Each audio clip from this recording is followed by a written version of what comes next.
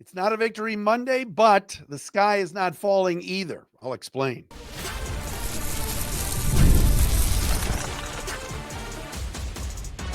You are Locked On Lions, your daily Detroit Lions podcast. Part of the Locked On Podcast Network, your team every day.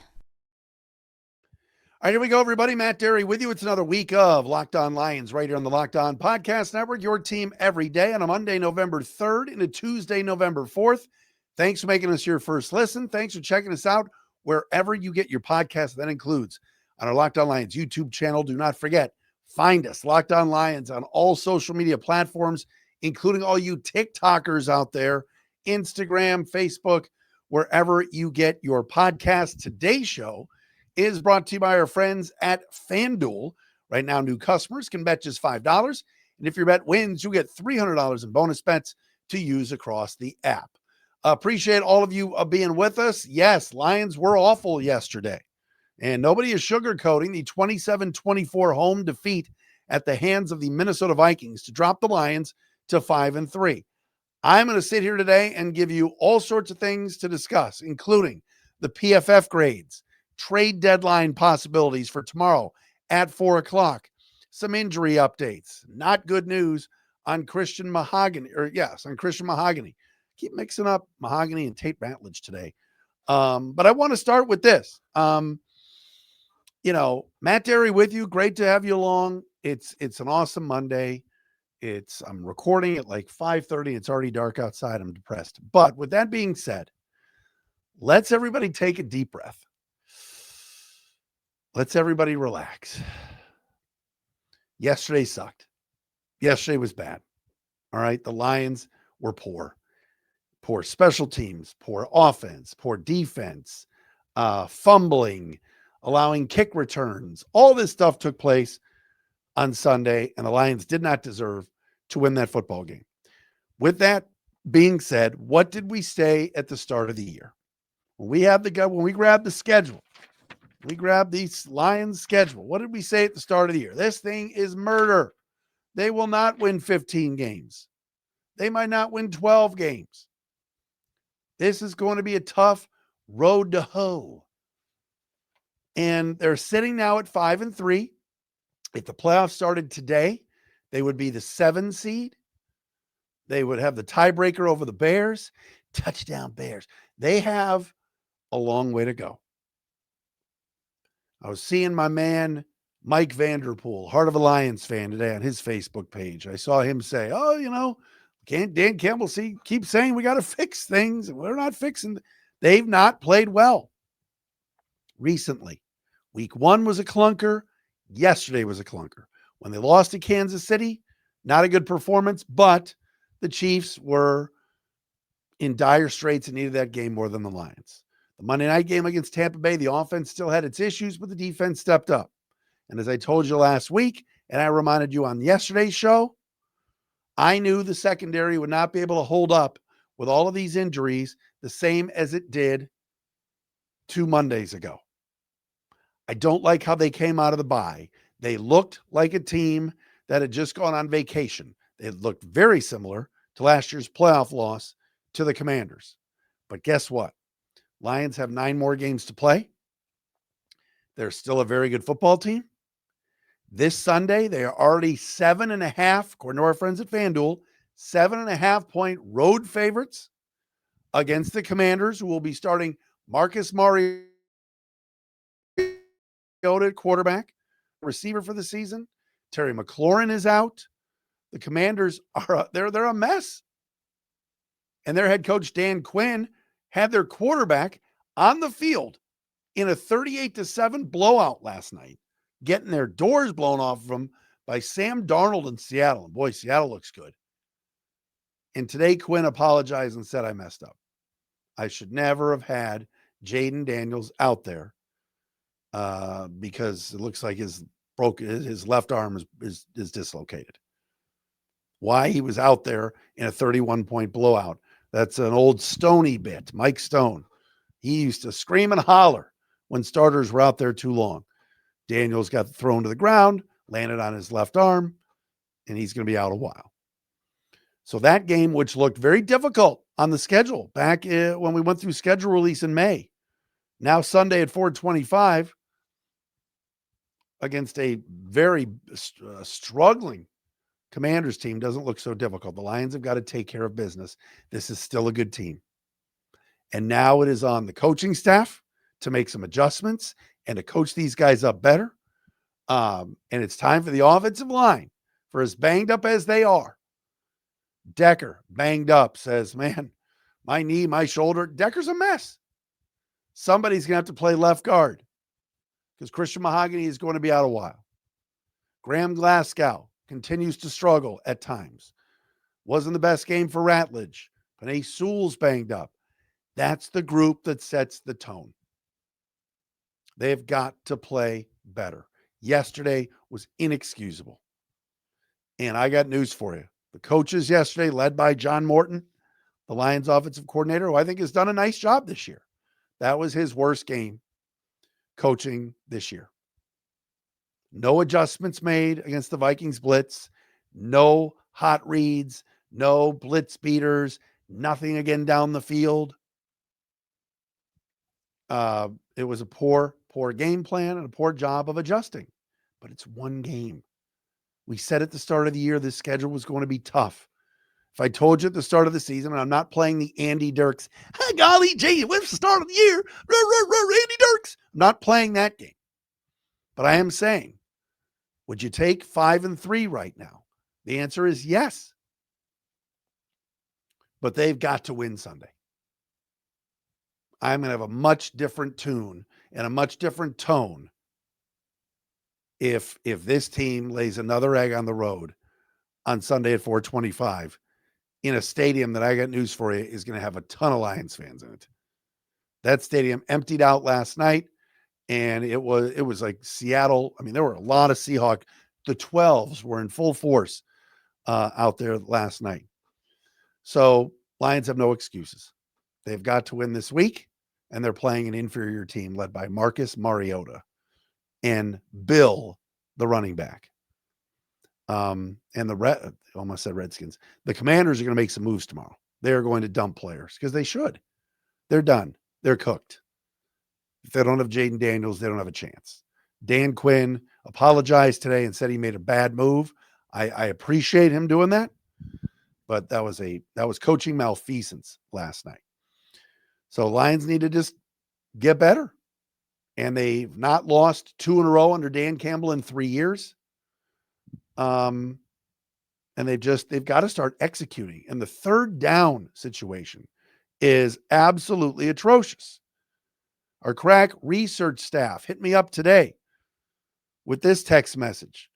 Over the past 4 games, the Lions have converted 30.6% of third down attempts, the lowest percentage by a Lions offense since the beginning of the 2022 season, which was year 2 of Dan Campbell. 2022 season games 2 through 5, the Lions at third down percentage was 29%. 2022 games 3 through 6, the Lions are at 29.8%.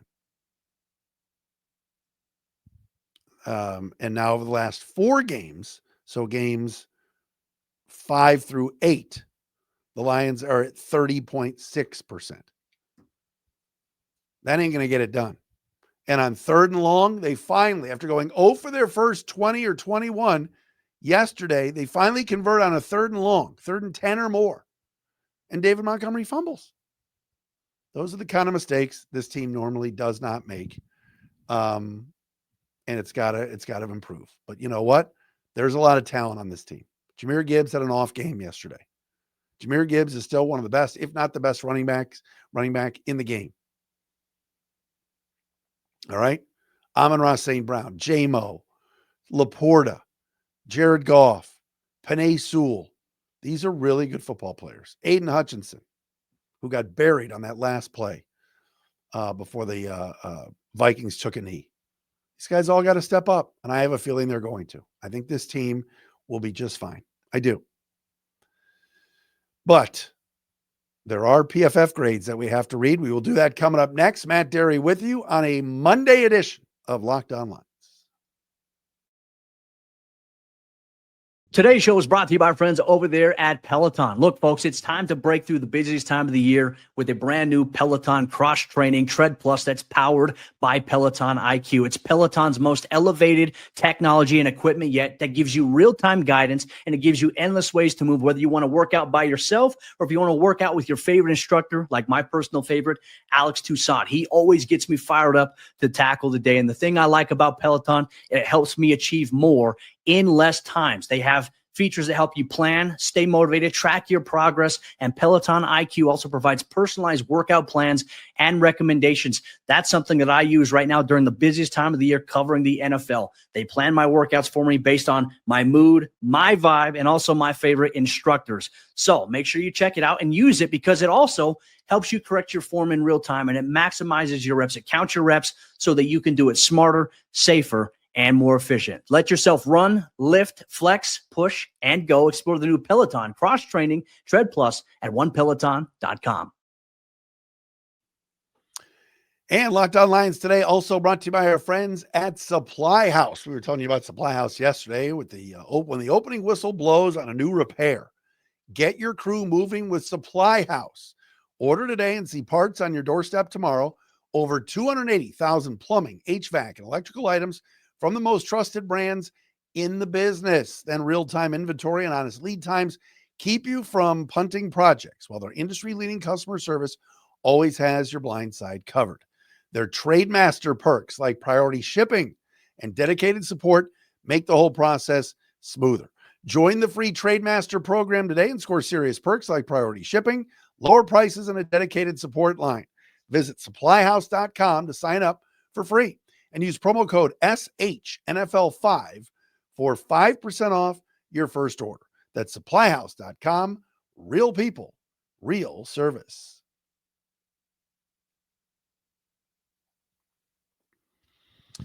Matt Dery back with you. It is a Monday edition of Locked On Lions. Thanks to our everydayers who are out there that watch the podcast or listen daily. We appreciate our everydayers. I owe you a list of everyday listeners that I've got to put out there.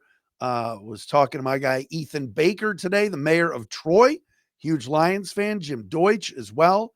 My guy Jim is a great dude and checking us out for the first time on Locked On Lions. But tell your friends about us. We are here every single day. This is our 10th season doing Locked On Lions, Monday through Friday. And then, of course, we got the Sunday shows as well. If you missed Locked On Lions squad show with Jake Reitman, Bradford Banta yesterday, they're on live after the games. And then I come on, I'd say about an hour and a half after, once I see what Dan Campbell has to say and everything else when it comes to your Detroit Lions. Tomorrow is the NFL trade deadline. And we're working on maybe Wednesday, an old Lion legend might join us Wednesday. I'm working on that right now. We got the crossover on Thursday and so much more here on Locked On Lions. All right. This could get ugly, but we're doing it. It is time for our Monday staple, folks. The Pro Football Focus grades, PFF grades, top 5 and bottom 5 Lion performers from yesterday's atrocity at Ford Field, where the Vikings came in and beat up on your Leos 27-24. Here are your top 5 Lion defenders. They had to play at least 10 snaps, let's say, to qualify from yesterday's game. First and foremost, the top graded defensive player for the Lions was Derek Barnes at a 75.2. So your best grade, and it wasn't even in the 80s. Derek Barnes, number 1 at a 75.2. Alex Anzalone had the second highest grade at 73.6. Third highest grade, Tyleik Williams, but just 11 snaps, 69.6. Aiden Hutchinson was 4th, 69.2. Jack Campbell 5th at 68.6. Those are your top 5 Lions on defense. Bottom 5, and I will go 5th through last on this one. 5th through last. If I'm throwing you off, it's my apologies. 5th lowest grade, Brian Branch, 55.3. 4th worst, Arthur Mollett, 50.7. 3rd lowest, Terrion Arnold. I thought he played a decent game yesterday. I gave him a game ball. He had an interception. 48.6. Apparently his run defense was brutal. Terrion Arnold's pass defense coverage grade was 67. His run defense grade was a 26. Jeez. That's why it was 48.6. Second worst grade, Alim McNeil. I told you yesterday he was a no-show. Not a good effort from Alim McNeil. 39.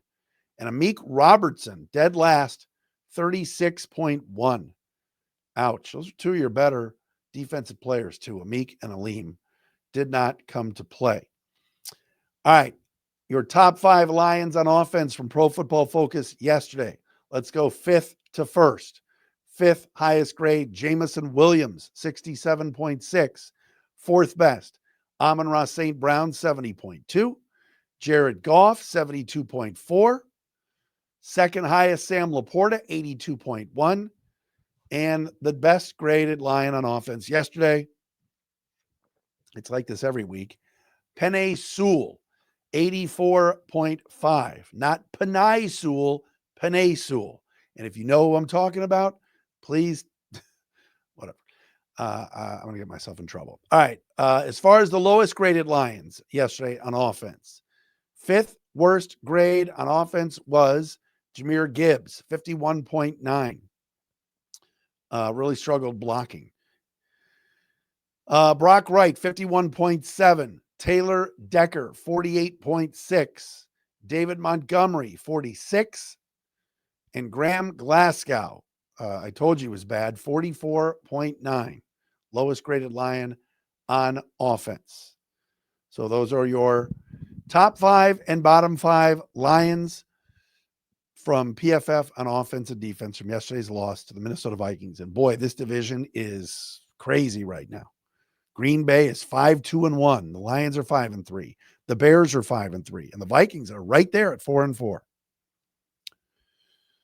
We told you the NFC North was going to be nuts, and it is. What a win by the Bears yesterday. My gosh. The Bengals. And then after the game, in classic Bengals fashion, Chase Brown and Jamar Chase just throwing the defensive players under the bus. Like, can we hold a lead 2 weeks in a row? The Jets. Bengals scored 38 points last week and lost. 42 this week and lost. That's why they're the Bungles. Jeez. Oy vey, as my friend Jeff Millos would say. All right. Quick injury update. Dan Campbell announced it today at his Monday press conference. Christian Mahogany, who's currently right now in a walking boot, is going to be out a while. It sounds like a broken bone in his lower leg. He was kicked yesterday by accident. So your left guard, Christian Mahogany, is going to be out a while. I'm saying right here, right now, and I know what Campbell said today, Coyote Awashika can compete for the spot. And they got Michael Neese, and they've got Dan Skipper, and they've got Next Man Up, and they got guys here. And they think they've got depth. But I'm imploring Brad Holmes to go get a left guard. Go get somebody from one of these bad teams and make a move. All right? I know they could use another edge rusher. I'm well aware Josh Paschal, a name we haven't mentioned in months, could be back soon. Marcus Davenport could be back soon. But we know this. Campbell announced today it's going to be a while, likely December at least, for Christian Mahogany at left guard, who was carted off yesterday. Sounds like Penei Sewell and Taylor Decker are going to be okay, and neither will likely practice for the next coming days, but it sounds like they are both going to be all right, according to Campbell. Lions need to get their offensive line going. There were times against in the Tampa game, they could not run the football effectively. Kansas City, same thing. And when this team is at its best, again, it all starts with those guys up front. It does. So there are plenty of names out there, and I'm going to get into that coming up next, that the Lions there's names that the Lions could take a look at on teams that are struggling with offensive linemen. Philadelphia and Howie Roseman, this guy makes 17 trades a day. Yesterday, Jair Alexander picked up, or was that Saturday?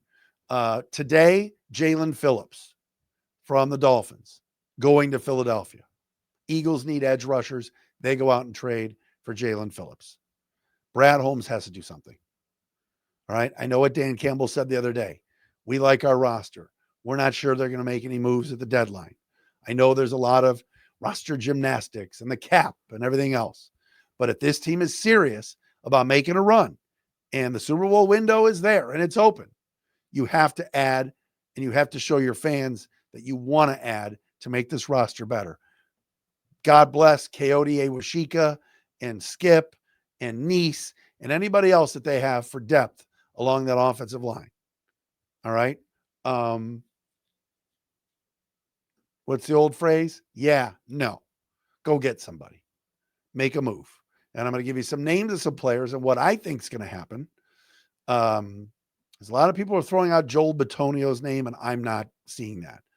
But I am seeing somebody possibly from his team in Cleveland. And the Lions made a trade with Andrew Berry and the Browns at the deadline last year. Let's do it again this year. We'll talk about it next.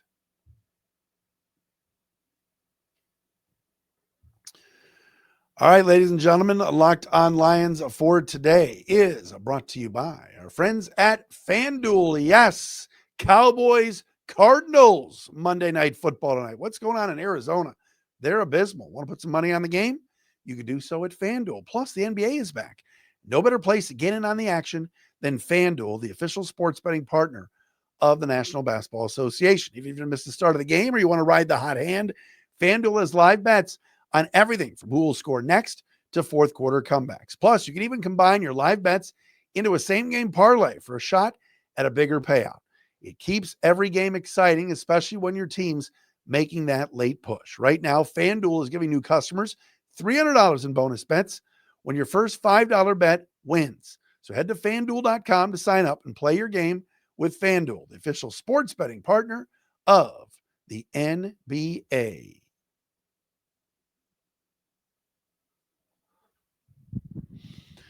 Lions and Commanders are coming up this weekend in Washington. 4:25 start on Fox. I think originally that was going to be the Tom Burkhart and Brady game, but now that the Rams and Niners are playing Sunday at 4:25, my guess is that the number one crew's going there. This was going to be an elevated game, but man, the NFC West is competitive. Seattle looks great. Mike McCarthy. Oh my God.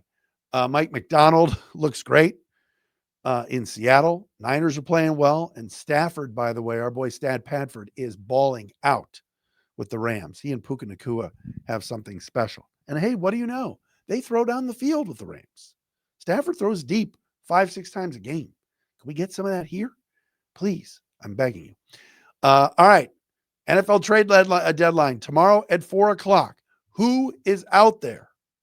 Who are some of the who's that are out there that the Lions can take a look at when it comes to offensive linemen?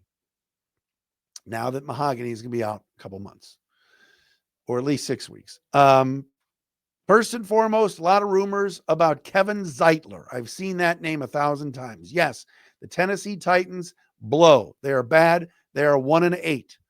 Time for the Titans to clean house. Why not? Kevin Zeitler's on a 1-year deal. He knows the system.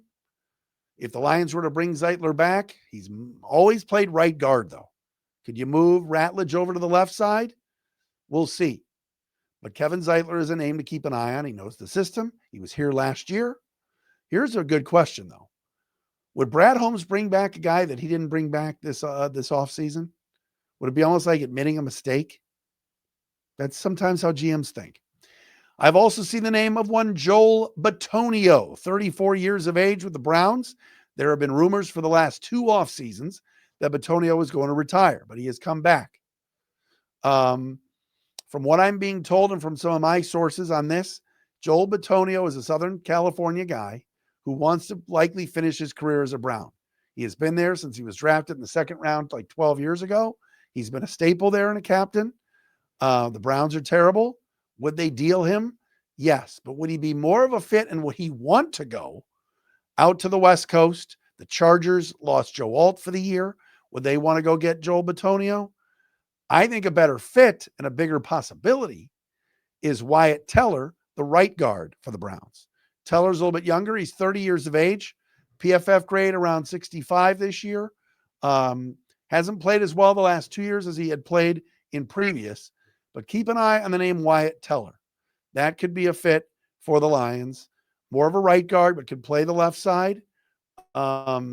Big dude, a lot of talent. And maybe, just maybe, that would be a guy that the Lions could go get. He has been in Pro Bowls. He's a 3-time Pro Bowler, Wyatt Teller. Very steady player, but the last 2 years hasn't been great for him. But Lions have made trades with the Browns in the past, whether it was Donovan Peoples-Jones 2 years ago, Zadarius Smith last year. What would the Browns ask for a guy like Wyatt Teller? Another former Lion that is available, I would think, in trade would be Evan Brown. If you remember, Evan Brown played some center and guard for the Lions and was a part of the Brad Holmes, Dan Campbell regime a few years ago. He has started at left guard for the Cardinals the last 2 years. And this year, according to PFF, he ranks 70th in the NFL among qualified interior offensive linemen. And who's number 69, by the way? Graham Glasgow. But he's worked with Hank Fraley in the past. Does carry a $6.5 million cap hit next year. That according to Will Birchfield at 971.com, 971theticket.com. But I do see Evan Brown as a possibility. Again, would be coming over from a bad team. This time, the Arizona Cardinals, who have won just 2 games. So those are some names to throw out there that I think are possibilities for the Lions tomorrow at 4:00. I know Jordan Schultz threw out a couple of Commanders backups along their offensive line as a couple of possibilities too as well. But you look at teams that are struggling, whether it's the Saints, whether it's the Titans, whether it's the Browns, and you see if they want to make a deal. The Bengals lost again yesterday. I would say, there have been reports that the Lions have had conversations with Cincinnati. I'm not so sure it's going to be about Trey Hendrickson, but it could be maybe about a corner like a DJ Turner or somebody like that. But the Bengals have nobody on their offensive line that I would want here. So we'll have to see. But we will have a full recap tomorrow after 4:00 on if and what the Lions did at the trade deadline. I, for one thing, Brad Holmes has got to bring in. You got to bring in a veteran left guard or a guard to play left guard here. I know they like the depth that they have, but I need to see more added on, especially with Mahogany likely going on injured reserve. Thanks for making us your first listen, everybody, and checking us out wherever you get your podcasts. Locked On Lions daily, right here on the Locked On Podcast Network. We will talk to you again tomorrow.